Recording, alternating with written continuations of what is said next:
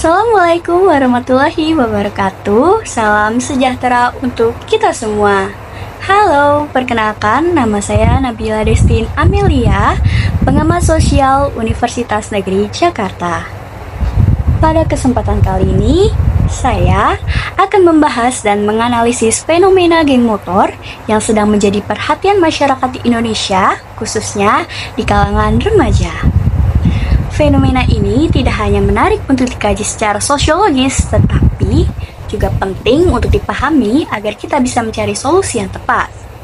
Tujuan dari analisis ini adalah untuk memahami apa sih yang melatar belakangi munculnya geng motor, bagaimana dampaknya terhadap individu, serta bagaimana solusi yang dapat diterapkan untuk mengatasi masalah ini. Nah, pertama-tama, mari kita pahami dulu si geng motor itu. Secara sederhana, geng motor merupakan kelompok remaja yang berkumpul dan mengidentifikasi diri dengan menggunakan sepeda motor sebagai simbol utama mereka. Mereka biasanya menggunakan atribut khusus seperti jaket, helm, atau simbol tertentu yang menunjukkan keangkutan mereka. Fenomena geng motor ini sudah ada sejak lama, namun akhir-akhir ini semakin viral karena beberapa insiden kekerasan yang melibatkan geng motor di berbagai kota besar di Indonesia. Contohnya, tawuran antar geng motor yang terjadi di Jakarta, Surabaya, maupun Yogyakarta yang seringkali berujung pada kerusakan fasilitas umum dan juga korban luka-luka. Sebagai gambaran nyatanya nih, fenomena geng motor yang viral dan meresahkan masyarakat terjadi di beberapa daerah di Indonesia. Salah satu kasus terbaru yang menjadi sorotan adalah tawuran antar geng motor di Kabupaten Purwakarta, Jawa Barat pada tanggal 23 Februari 2025 sekitar pukul 2.30 waktu Indonesia bagian Barat.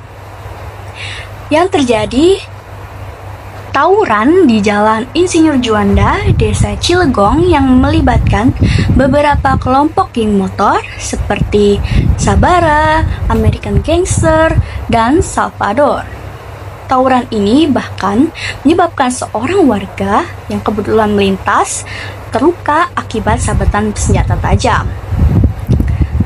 Selain itu, di Makassar, pada tanggal 4 Mei 2025, geng motor menyerang pemukiman warga di kawasan Jalan Kerung-Kerung dengan menggunakan senjata tajam seperti busur atau petasan yang memicu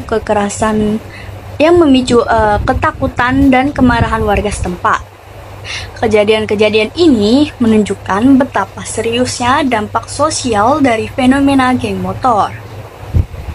Pertanyaannya, mengapa geng motor ini terus terjadi dan bahkan semakin marak di berbagai daerah?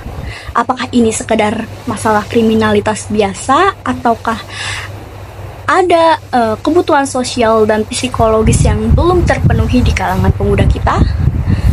Bagaimana peran keluarga, sekolah, dan masyarakat dalam mencegah dan mengatasi masalah ini? Mari kita bahas. Dari perspektif sosiologi pemuda, ada beberapa faktor utama yang menjelaskan mengapa remaja tertarik bergabung dengan geng motor. Yang pertama yaitu pencarian identitas diri. Remaja berada pada tahap perkembangan psikologis di mana mereka mencari jati diri dan kelompok yang dapat memberikan rasa diterima. Geng motor menyediakan identitas sosial yang kuat dan rasa kebersamaan yang sulit didapatkan di tempat lain. Lalu yang kedua itu ada pengaruh teman sebaya atau peer pressure. Tekanan dari teman sebaya sangat kuat pada masa remaja. Banyak yang bergabung karena ingin diterima dalam kelompok, takut dikucilkan, atau mungkin tren yang sedang populer. Lalu yang ketiga, kurangnya perhatian dan pengawasan keluarga. Dalam beberapa kasus, remaja yang kurang mendapatkan perhatian, kasih sayang, atau pengawasan dari keluarga cenderung mencari pengakuan dan dukungan di luar rumah, salah satunya melalui geng motor. Lalu yang keempat, ada lingkungan sosial dan ekonomi. Faktor lingkungan juga sangat berpengaruh. Remaja yang tinggal di lingkungan dengan tingkat kemiskinan tinggi, fasilitas sosial terbatas, dan minimnya kegiatan positif seringkali lebih rentan bergabung dengan geng motor sebagai bentuk pelampiasan ataupun hiburan semata. Lalu yang terakhir atau yang kelima ada media sosial dan budaya populer. Media sosial dan konten yang menampilkan gaya hidup geng motor yang keren dan berani turut memperkuat daya tarik fenomena ini di kalangan remaja. Lalu, untuk memperdalam analisis, kita bisa menggunakan beberapa teori sosiologi. Yang pertama nih ada teori subkultur. Geng motor bisa dipandang sebagai subkultur yang memberikan nilai, norma, dan simbol tersendiri yang berbeda dari masyarakat umum. Subkultur ini memberikan identitas dan rasa solidaritas bagi anggotanya. Lalu yang kedua itu ada teori labeling. Remaja yang terlanjur mendapatkan label negatif dari masyarakat atau aparat penegak hukum cenderung semakin terperangkap dalam perilaku menyimpang karena merasa sulit diterima kembali. Lalu yang ketiga itu ada teori strain atau tekanan sosial. Ketika individu tidak mampu mencapai tujuan sosial yang diharapkan secara sah, mereka mungkin mencari cara alternatif termasuk bergabung dengan geng motor untuk mengatasi tekanan tersebut. Lalu apa sih dampak negatif yang muncul akibat fenomena geng motor yang sangat serius ini? Di antaranya itu, tawuran antar geng motor seringkali berujung pada kekerasan fisik yang membahayakan nyawa. Yang kedua, aksi geng motor sering menyebabkan kerusakan pada fasilitas umum seperti jalan, kendaraan, dan properti warga. Lalu yang ketiga, masyarakat merasa tidak aman dan terganggu aktivitasnya karena takut menjadi korban kekerasan. Lalu yang terakhir, atau yang keempat, fenomena ini juga merupakan bisa menciptakan stigma negatif terhadap remaja dan daerah tertentu yang berdampak pada perkembangan sosial dan ekonominya. Nah, untuk mengatasi masalah ini diperlukan pendekatan yang komprehensif dan melibatkan berbagai pihak. Yang pertama tentunya ada peran keluarga.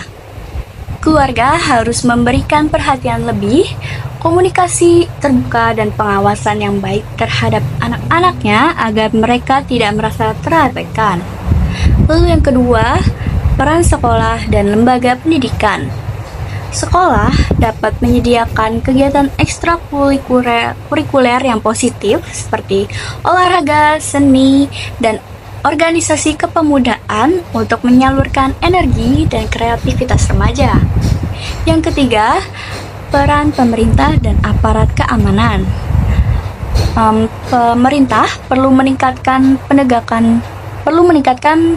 penegakan hukum terhadap tindakan kekerasan dan menyediakan program rehabilitasi bagi anggota geng motor agar mereka bisa berintegrasi kembali ke masyarakat. Lalu yang keempat, ada peran masyarakat dan komunitas. Masyarakat harus aktif menciptakan lingkungan yang kondusif dan memberikan dukungan sosial kepada pemuda agar mereka tidak terjerumus ke dalam perilaku negatif. Lalu yang terakhir, ada pemanfaatan sosial media untuk edukasi positif. Media sosial harus digunakan sebagai sarana edukasi dan kampanye positif untuk mengubah persepsi remaja terhadap geng motor dan mendorong gaya hidup sehat. Fenomena geng motor bukan sekedar masalah kriminalitas, melainkan juga cerminan dari kebutuhan sosial dan psikologis yang belum terpenuhi. Oleh karena itu, solusi yang efektif harus melibatkan pemahaman mendalam terhadap kondisi sosial dan psikologis remaja. Harapan saya dengan kesadaran bersama dari keluarga, sekolah, pemerintah, dan masyarakat, kita bisa menciptakan lingkungan yang mendukung perkembangan positif pemuda di Indonesia sehingga fenomena geng motor yang merugikan dapat diminimalisir bahkan dihilangkan. Demikian analisis yang dapat saya sampaikan mengenai fenomena geng motor di kalangan remaja. Semoga video ini bisa memberikan wawasan baru dan menjadi bahan refleksi untuk kita semua. Terima kasih yang telah menyimak video saya. Kurang lebihnya mohon maaf. Saya Nabila Destin Amelia, pengamat sosial Universitas Negeri Jakarta, mengakhiri video ini dan pamit undur diri. Wassalamualaikum warahmatullahi wabarakatuh.